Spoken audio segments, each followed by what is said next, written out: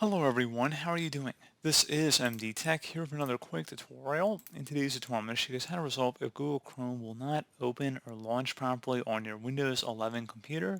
So for whatever reason you're having this issue and you'd rather not just completely uninstall and then reinstall Chrome, in today's tutorial I'm going to show you guys how to hopefully resolve this without too much of a hassle. And we're going to go ahead and jump right into it.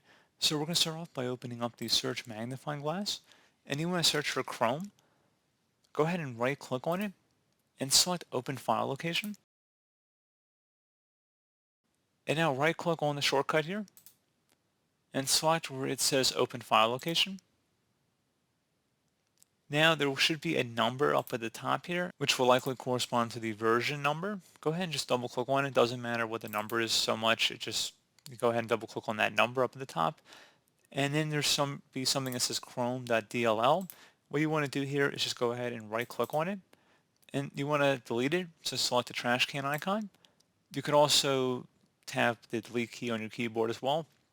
Close out of here. Now you want to open up the search again, type in CMD. Best result should come back with command prompt. Go ahead and right click on that and select run as administrator. If you receive a user account control prompt, go ahead and select yes. And now into this elevated command line window, you want to type in ipconfig space /flush DNS, exactly how you see it on my screen.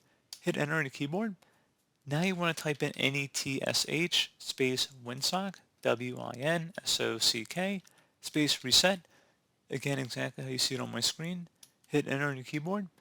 It should say successfully reset the Winsock catalog. You must restart the computer in order to complete the reset.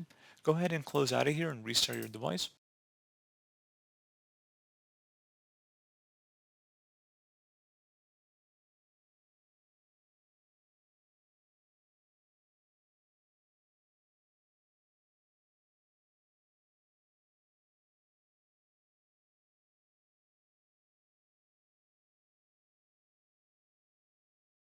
And hopefully I should have been able to resolve the problem. And if we open up Chrome at this point, it should show you that it does work and we didn't uninstall Chrome.